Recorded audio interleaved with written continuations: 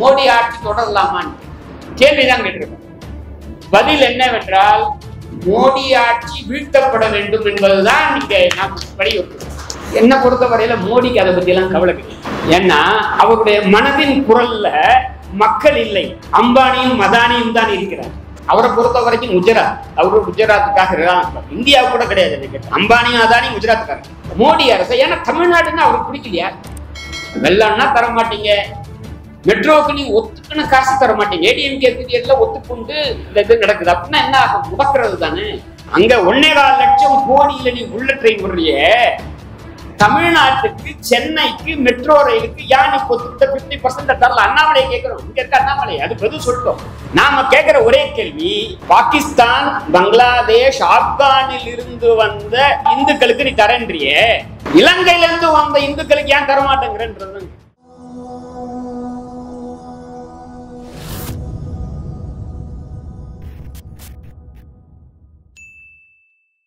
இந்திய மக்களுக்கெல்லாம் மோடி ஆட்சியை பற்றி கவனத்துக்கு கொண்டு வருவதுதான். இங்கே ஒரு சர்வாதிகார ஆட்சி இங்க நடக்கிறது என்பதுதான். ஏன்னா கேள்வி என்ன கேட்டிருக்கோம்னா மோடி ஆட்சி தொடரலாமான்னு கேள்விதான் கேட்டிருக்கோம். பதில் என்னவென்றால் மோடி ஆட்சி வீழ்த்தப்பட வேண்டும் என்பதுதான் இங்க நாம் வலியுறுத்துறோம். இந்த மோடி ஆட்சி வீழ்த்தப்படுறதுன்னா இங்க கோயம்புத்தூரை பொறுத்த வரையில தமிழ்நாட்டுக்கு தளபதியா இருக்கக்கூடிய அண்ணாமலை இங்க வீழ்த்தப்படும். வீழ்த்தப்படுவது மட்டுமல்ல, என் கருத்து அவருக்கு டெபாசிட் வாங்காத அளவுக்கு வீழ்த்தப்பட வேண்டும் என்பது என்னுடைய கருத்து.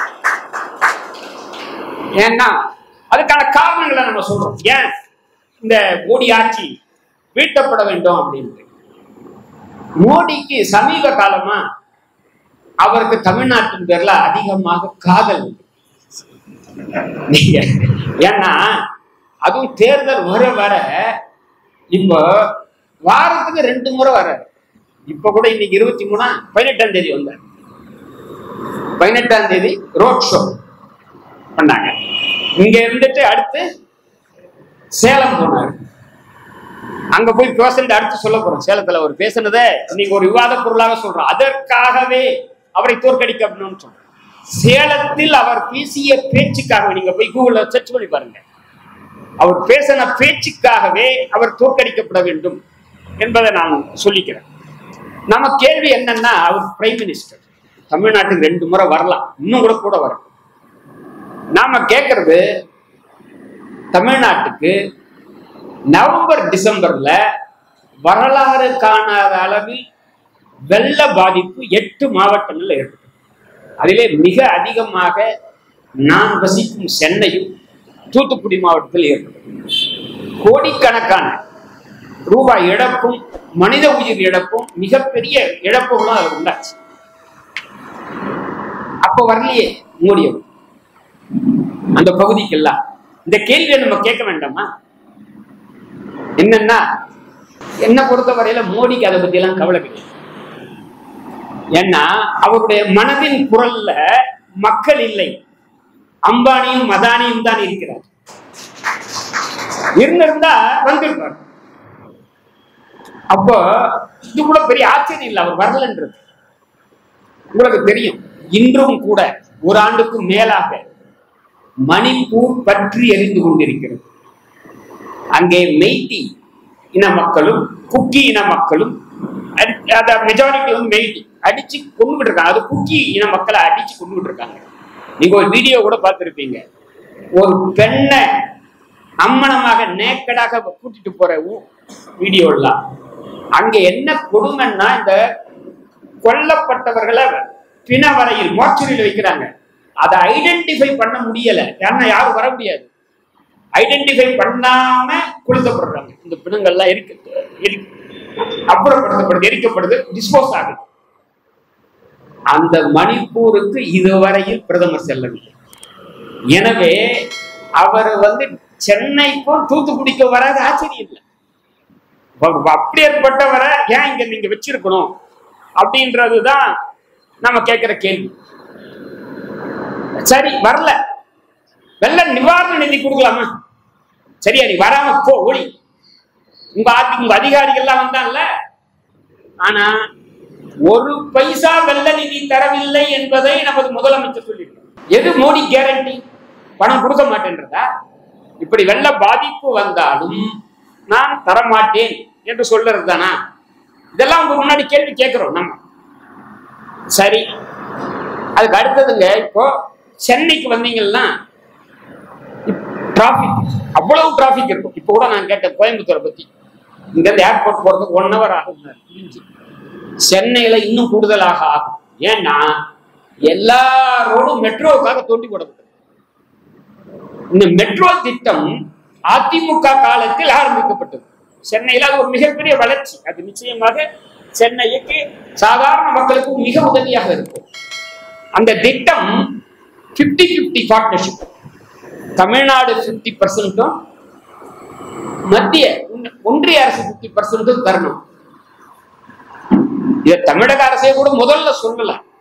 இந்த வெள்ளம் சம்பந்தமாவோ இந்த மெட்ரோ சம்பந்தமாவோ ஒரு பைசா கூட இந்த டெல்லி சர்க்கார் தரல, மோடி அரசு தரல அப்படின்றத இப்போ கடந்த கூட்டத்தொடரில் நம்ம கவர்னர் ரவி அவர்கள் வாசிக்கலையே உரை, அந்த உரையில குறிப்பிட்டிருந்தார். மெட்ரோ திட்டத்திற்கு அவங்க ஒத்துக்கிட்ட 50%ல ஒரு பைசா கூட தராத மோடி அரசு. ஏன்னா தமிழ்நாடுன்னு அவருக்கு பிடிக்கலையா?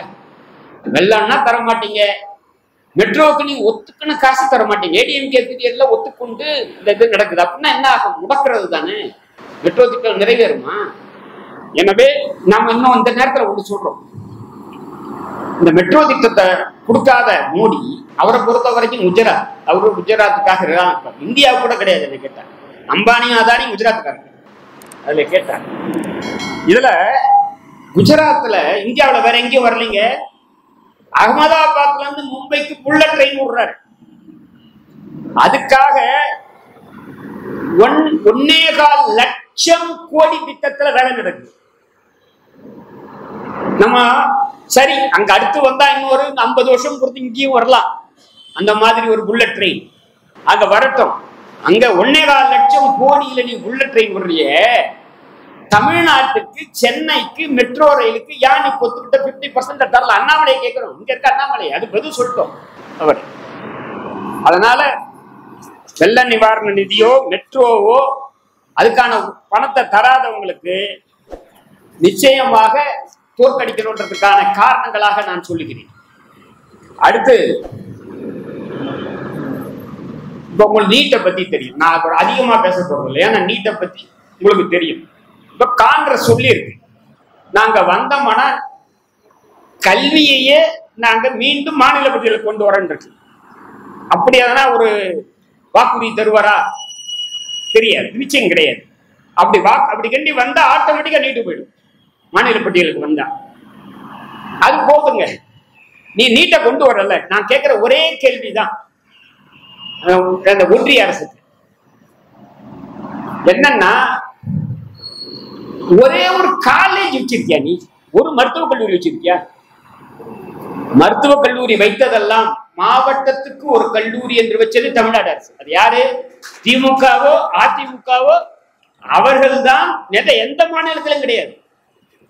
இந்த நிச்சயமாக சொல்லலாம், அது காமராஜர் காலத்தில் இருந்து, நிச்சயமாக காமராஜருக்கும் பங்கு உண்டு.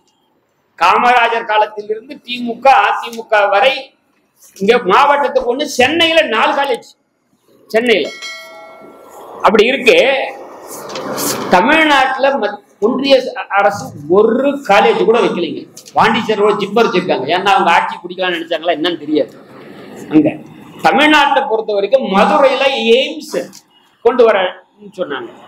இன்னும் உதயநிதி ஸ்டாலின் காமிச்சாரு பாருங்க, கல்லு அதே நிலையில் தான். அப்போ நீங்க ஒரு மருத்துவக் கல்லூரி கூட கொண்டு வராம மருத்துவக் கல்லூரி மாணவர்களுடைய அவங்க அட்மிஷன் இருக்கு பாருங்க, அதை நான் தீர்மானிப்பது எவ்வளவு அராஜகம். நான் என்னன்னா, வீடு உங்களுதுங்க, உங்க வீட்டுக்குள்ள நுழையிறது நான் தீர்மானிப்பேன். வீடு யாரு? இந்த கல்லூரிகள்லாம் யாரு? இங்க தமிழ்நாட்டில் இருக்க கல்லூரிகள் அனைத்தும் ஒண்ணு தமிழ்நாடு அரசு, இல்லைன்னா தமிழ்நாட்டை சேர்ந்தவர்கள் கட்டிய கல்லூரிகள். யாரா தனியார் கூட கட்டி இருக்கலாம். இப்போ அவங்க கட்சியிலே இருக்கக்கூடிய அவர் என்ன அவரு புதிய தலைமுறை டிவியினுடைய முதலாளி இருக்கு, அவர் கூட இருக்கு. அது அவர் என்ன, அவர் தமிழர் தானே. அவர் கல்லூரிக்குன்னா நீ என்ன சொல்றது? எல்லாமே இதுதான், நம்ம இதுதான் கேட்கணும். சரி, இது மட்டுமா? இன்னொரு சின்ன கேள்வி கேட்கிறோம். என்னன்னா, அடுத்த கேள்வி அவர்கிட்ட இது அண்ணாமலைக்கும் கேட்கிறோம்.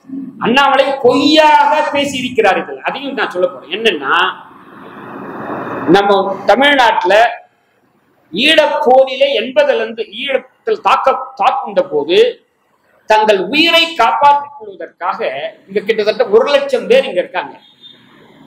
இன்னும் கேட்டா ஒரு 15-20 லட்சம் பேர் உலகம் முழுவதும் இடம்பெயர்ந்தாங்க. நம்ம ஏன் தமிழ்நாட்டுக்கு வரலன்னா, தமிழ்நாட்டுக்கு வந்தா இங்க குடியுரிமை கிடையாது. குடியுரிமை கிடையாதுன்னு அர்த்தம், அதுக்கு இல்லீகல் மைக்ரண்ட். இல்லீகல் மைக்ரண்ட்னா ஒரு உரிமையும் கிடையாது. நீ படிச்சியானா வக்கீலா பார் கவுன்சில் என்ரோல் பண்ண முடியாது, டாக்டர் படிக்க முடியாது, படிச்சா மெடிக்கல் ப்ரொஃபஷன் பண்ண முடியாது, மெடிக்கல் கவுன்சில் ஆஃப் இந்தியால பண்ண முடியாது, அரசு பப்ளிக் செக்டார்ல உத்தியோகத்துக்கு அனுமதி கிடையாது. அதனால அது மட்டும் இல்ல, அவங்க தமிழர்கள் அப்படின்றதுல அவங்களுக்கு என்னமோ அவங்களுக்கு ஏதோ சில பாதுகாப்பு கொடுத்துருக்கோம். சட்டப்படி அவங்க டிடென்ஷன் கேம்ப், அகதிகள் முகாம் என்பது டிடென்ஷன் கேம்ப். ஏன்னா அவங்க கிட்ட ஃபாரினர்ஸ் ஆக்ட், பாஸ்போர்ட் ஆக்ட் இதுக்கெல்லாம் விரோதம். ஏன்னா அவங்க பாஸ்போர்ட் கிடையாது, விசா கிடையாது. அவங்க எல்லாரும் பேர்லயும் குற்றவியல் நடவடிக்கை எடுக்கிறாங்க. எடுத்துக்கு பின்னாடி என்ன பண்றது? அவங்கள எடுத்து அகதிகள் தனி எடுத்து வச்சிருக்காங்க. இப்போ இதே மாதிரி அகதிகள் பலர் வந்திருக்காங்க. சீன யுத்தத்தின் போது திபெத்தியர்கள் வந்தாங்க, சீனா திபெத்ல இருந்து. இப்போ பங்களாதேஷ்ல அந்த யுத்தம் நடக்கும்போது, பங்களாதேஷ் 1971 பாகிஸ்தான்ல இருந்து பங்களாதேஷ் பிரியும் போது வந்தாங்க. பாகிஸ்தான்ல இருந்து வந்தாங்க. பாகிஸ்தான்ல யுத்தம் நடந்திருக்கு. ஆப்கானிஸ்தானத்துல அமெரிக்கர்கள் நடத்திய போரில், தாலிபான்கள் போர்ல அங்க இருக்கக்கூடிய கொஞ்சம் பேர் வராங்க. அதுல பர்மால இருந்து ரோஹிங்கியாவெல்லாம் வராங்க, இங்க ஈழத்துல இருந்து வராங்க. அதுல அவர் ஒரு சட்டம் போடுறாரு. என்ன சட்டம் போடுறாரு? இந்த 3 அண்டை நாடு, இப்ப எவ்வளவு அண்டை நாடு இருக்கு, இன்னும் கூட பூட்டான் இருக்கிறது, நேபாள் இருக்கிறது, அவங்க இருந்தெல்லாம் அங்கிருந்து கூட வந்திருப்பாங்க. மிக குறைச்ச எண்ணிக்கையில் இருக்கலாம். ஆனா இந்த 3 நாட்டில் இருந்து வந்திருக்கக்கூடிய முஸ்லீம் அல்லாதவர்களுக்கு, குறிப்பாக இந்துக்கள் வச்சுங்க, நம்ம பொறுத்த வரைக்கும் அவங்களுக்கெல்லாம் குடியுரிமை தரன்னு போட்டிருக்காருங்க. 2019 போட்டாரு. அந்த சட்டத்தை 5 வருஷமா அமல்படுத்தாம இருந்தார். அதுக்கான விதிகளை தயாரிப்போம்ல. இப்ப தேர்தல் வந்த உடனேதான் அந்த விதியை போட்டிருக்காரு. நாம கேட்கிற ஒரே கேள்வி, அங்க பாகிஸ்தான், பங்களாதேஷ், ஆப்கானில் இருந்து வந்தா இந்துக்களுக்கு நீ தரன்றியே, இலங்கையில இருந்து வந்த இந்துக்களுக்கு ஏன் தரமாட்டேங்கிறது? இலங்கையில இருந்து வந்தவங்க யாரு? இலங்கையில இருந்து வந்தவங்க யாரும் முஸ்லீம் கிடையாது. ஒண்ணு இந்துக்கள் அல்லது கிறிஸ்தவர்கள். இப்போ இந்த சிஏஏம்பாங்கள, குடியுரிமை திருத்த சட்டம் 2019 இப்ப அமலுக்கு வரதுல இந்துக்கள், கிறிஸ்தவர்கள், புத்திஸ்ட், ஜெயின்ஸ், பார்சிஸ், சிக்ஸ், இவங்க அத்தனை பேருக்கும் கொடுக்குறேன்றாங்க. அது மெஜாரிட்டியா இருக்கவங்க இந்துக்களாவும் முஸ்லீமாவும் வைப்பாங்க. இந்த 3 நாட்டுல இருந்து வந்தவங்க, இந்த 3 நாட்டை மட்டும் ஏன் விட்டுறீங்க? இலங்கை என்னாச்சு? இங்க இருந்து வரவங்க தானே. அண்ணாமலை என்ன சொல்றா தெரியுங்களா? இந்த 3 நாடும் செக்யூலர் கண்ட்ரி இல்ல, அங்கே ஒரு மதத்தின் ஆட்சி நடக்கிறது. அதுவும் குறிப்பாக இஸ்லாம் என்ற மதத்தின் ஆட்சி நடக்குது. அதனால அது ஒரு செக்யூலர் கண்ட்ரி, மதச்சார்பற்ற நாடு கிடையாது. ஆனால் இலங்கை அப்படி சொல்ல முடியாது என்ற ஒரு பொய்ய சொல்றாரு. இலங்கையுடைய அரசமைப்பு சட்டத்துல புத்த மதம் தான் அரச மதம் சொல்லி இருக்கு. அங்க இருக்கக்கூடிய இந்து கோயில்களை புத்த விகார்களாக மாத்துறான். அது தெரியுது, வருது. அப்போ ஏன் நீ தமிழ் மக்களுக்கு, அங்கிருந்து வந்தக்கூடிய தமிழ் மக்களுக்கு ஏன் குடியுரிமை தர மறுக்க? அதுக்கு காரணம் சொல்லு. அவங்களும் அங்கிருந்து எப்படி வந்தாங்களோ அப்படித்தானே இவங்களும் தான் உயிரை காப்பாற்றிக்கிறதுக்காக வரான். இங்க வந்திருக்கக்கூடிய மக்கள்